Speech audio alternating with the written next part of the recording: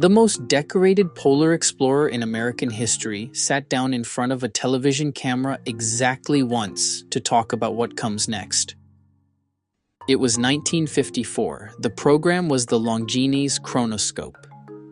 Rear Admiral Richard Byrd, Medal of Honor recipient, the man who had flown over both poles, leaned toward the interviewer and described the continent at the bottom of the world in words nobody expected. He called it a land as big as the United States and Europe put together beyond the pole, an untouched reservoir of natural resources. And he said something else. He said the region beyond the South Pole would become, his own phrase, the center of the greatest attention in the future, and that America needed to see it before anyone else did.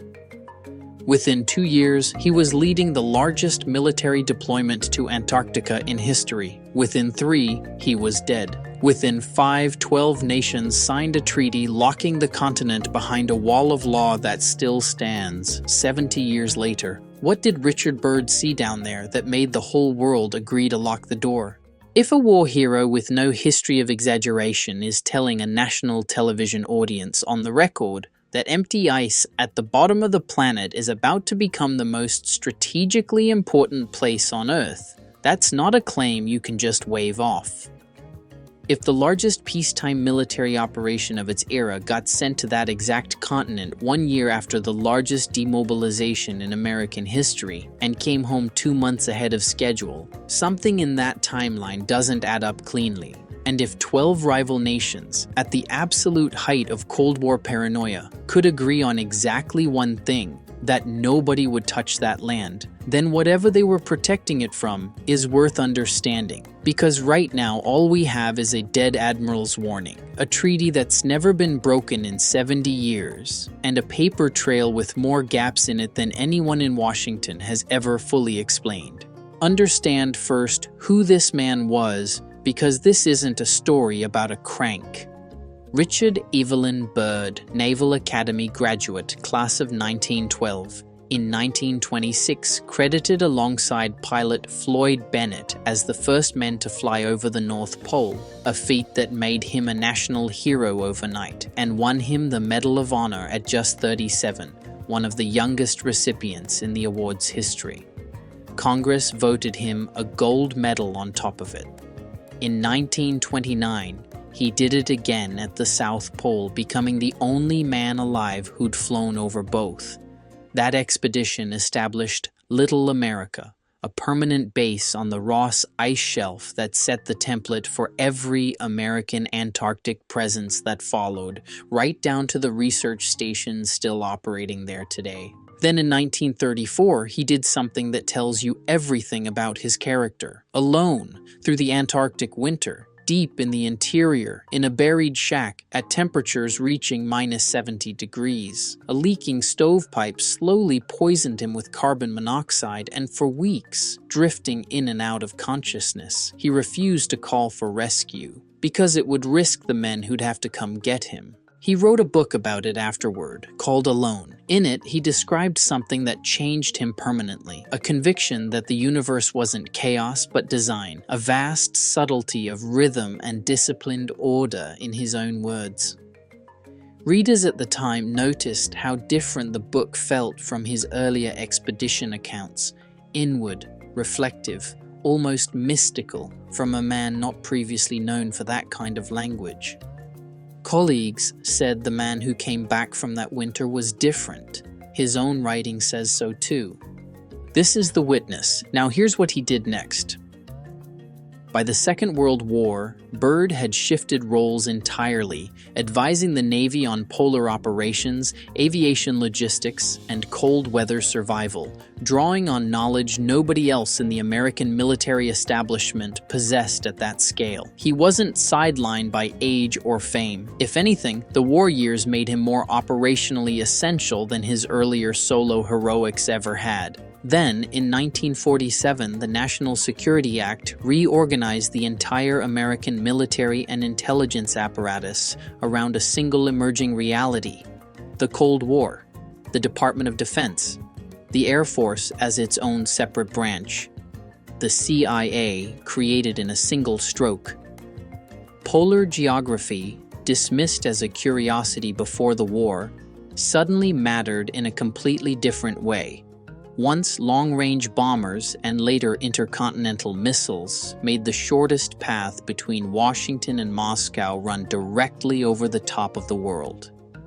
Byrd, more than any other officer alive, understood that geography, which brings us to August 1946, 1 year after the largest demobilization in American history.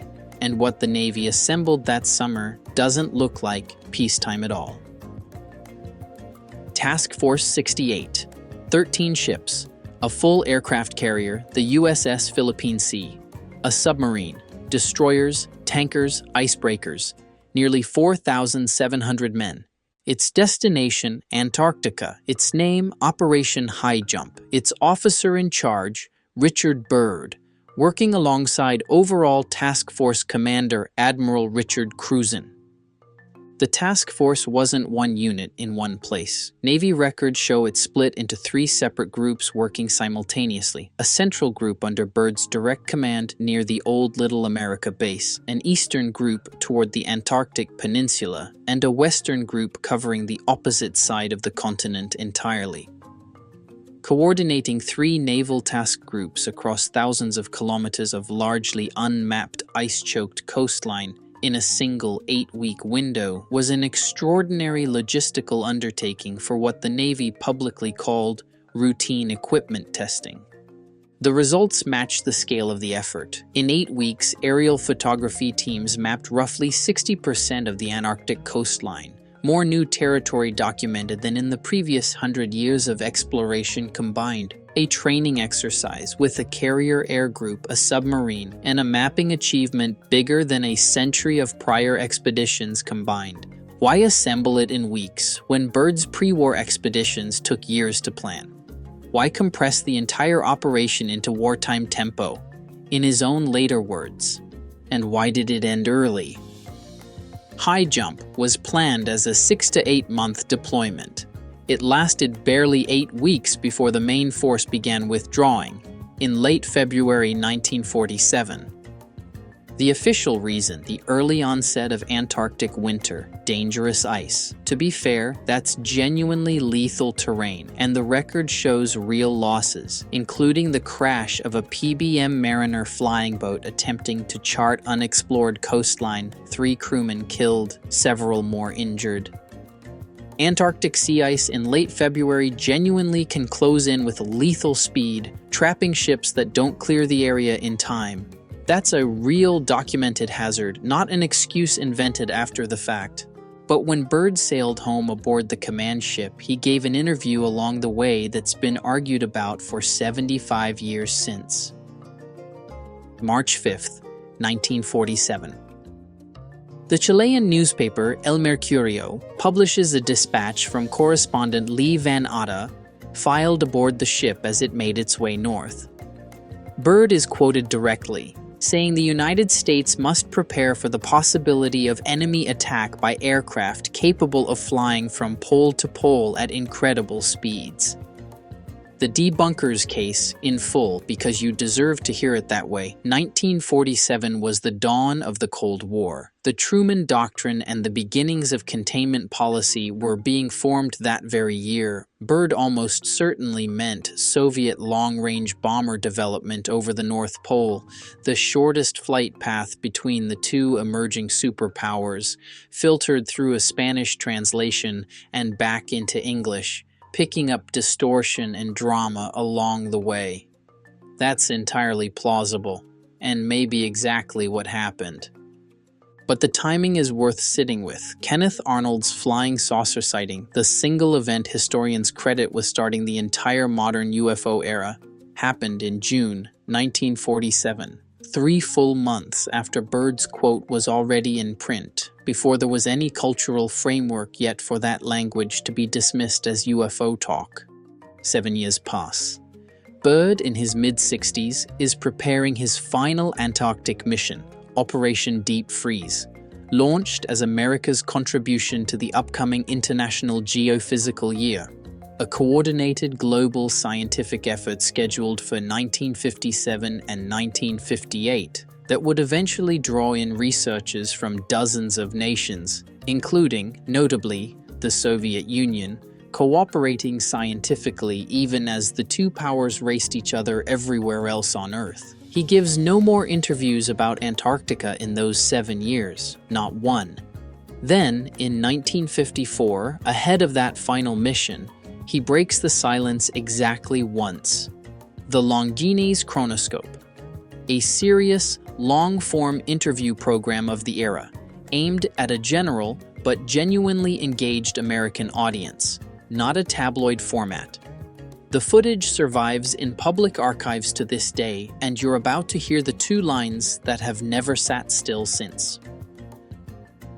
He describes Antarctica as untouched resources, coal, possibly oil, possibly uranium deposits, standard talk for a country deep into the atomic age and increasingly anxious about strategic mineral access. Then, a land beyond the pole, beyond specifically, not at, not around. Geographers will tell you correctly that this likely just means the far side of the continent from the American perspective, the still largely unexplored interior sectors nobody had properly mapped yet. The sober reading. Probably the right one. Then this and the transcript itself is not disputed by anyone who's examined it. The polar regions will become, in the future, the most important strategic areas in the world. He compares their coming importance directly to the crossroads of every future conflict the world might face. Sit with that. An old man, in what would turn out to be his last year of meaningful public appearances, telling a national television audience the empty ice at the ends of the Earth is about to become the most important place on the entire planet. He never says another word about it publicly. Deep freeze takes him south one final time in late 1955, though by most accounts his actual role by then was largely ceremonial, operational command, belonging to younger officers. He comes home to Boston, March 11, 1957, less than 2 years after that final voyage. Richard Byrd dies quietly in his sleep, at his home, at the age of 68. Officially, a heart ailment consistent with his declining health. No inquest was called. No mystery, say the mainstream biographers, and there's no hard evidence to contradict that straightforward account, except for what happened in the decades after to his papers. Decades later, a document surfaces claiming to be Byrd's secret flight diary from the Highjump months. Spinning instruments, green valleys beneath the ice that shouldn't exist at that latitude. Things we won't repeat as fact, because here's the honest, complete truth about this document, and we're not softening it for a better story.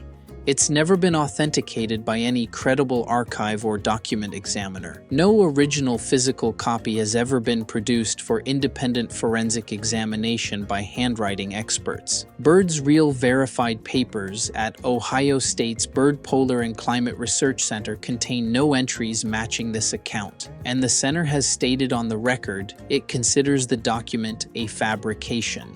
The mainstream scholarly verdict, shared by essentially every serious Byrd biographer, is that this diary was constructed sometime in the 1980s or 90s, built loosely on the real, verifiable El Mercurio quote, and then heavily embellished. Serious polar historians who've examined its language note, it doesn't match Byrd's genuine verified writing style at all. On this channel, we tell you when evidence is thin. This is thin. But here's what won't let researchers dismiss the broader story completely.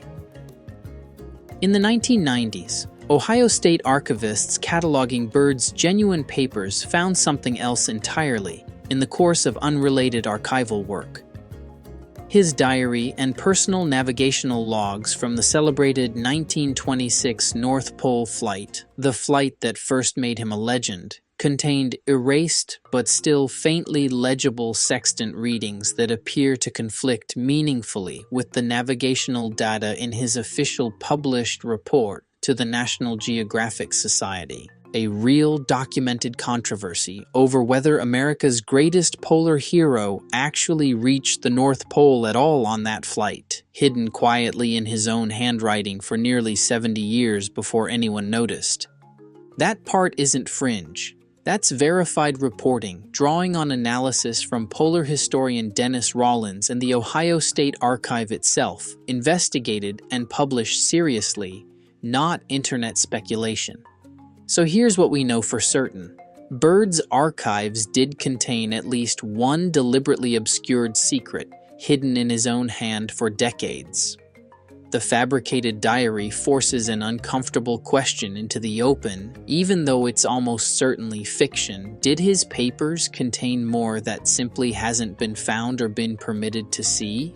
That question can no longer be fully answered either way, because significant portions of the actual high-jump operational and reconnaissance records, the real documentation of what those 13 ships and 4,700 men did and photographed, remain either formally classified or, according to multiple Freedom of Information Act requests filed over the decades, simply unaccounted for in current National Archives holdings.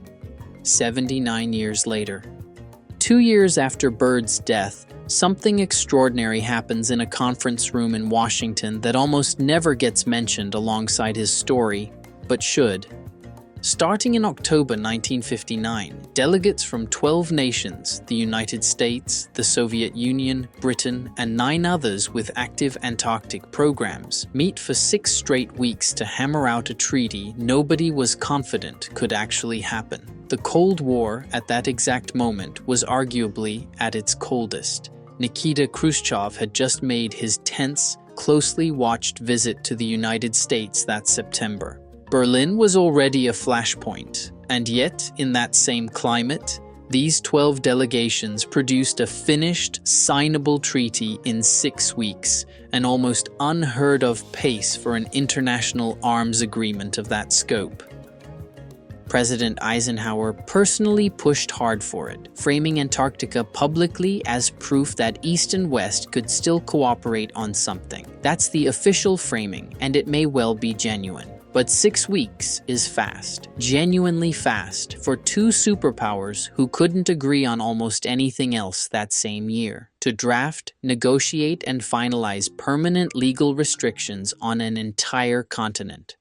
Fast enough that some historians studying the negotiation have quietly wondered whether the urgency came from somewhere other than diplomatic goodwill.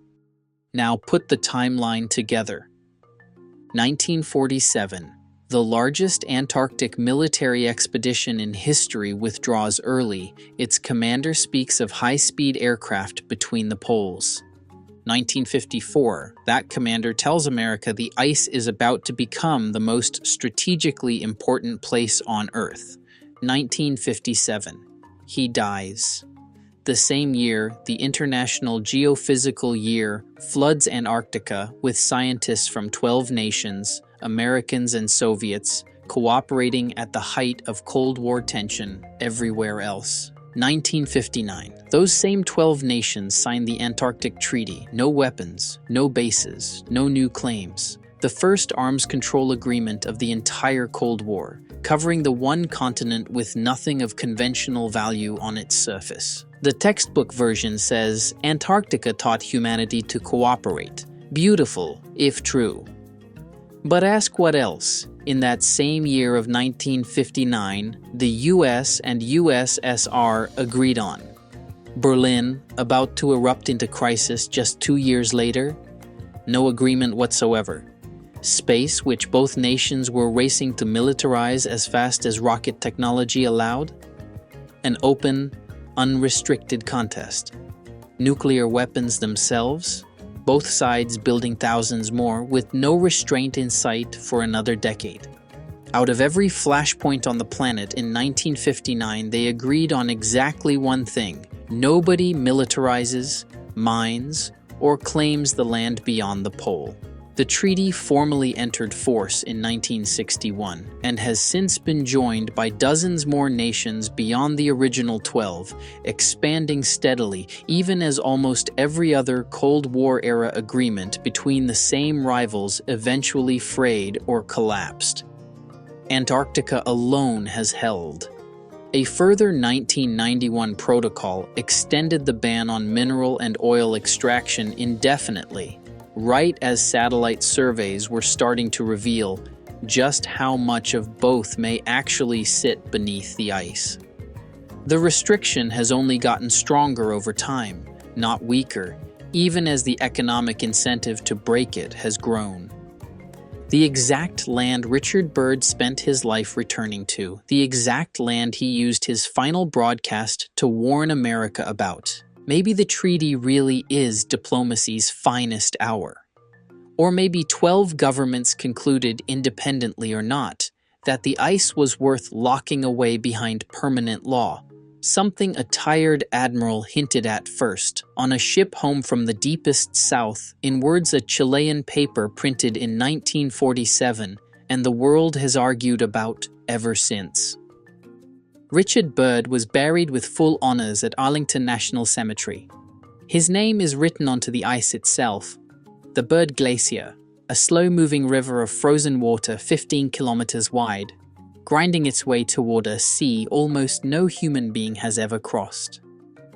His official biography is complete and well documented. His verified archives are fully cataloged and open to anyone who wants to look. And still, every few years, some historian or journalist formally requests the remaining classified or missing Highjump files through official channels and finds pages marked withheld, redacted beyond usefulness, or simply gone from where the paper trail says they should be.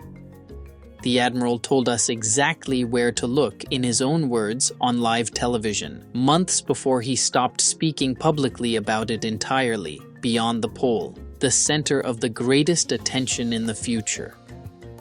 70 years on, as new international research stations continue rising across the ice and orbital satellites map vast lakes of liquid water buried beneath 4 kilometers of frozen silence, his old prediction is arguably coming true right on schedule, just not in the dramatic way the fringe theories imagine.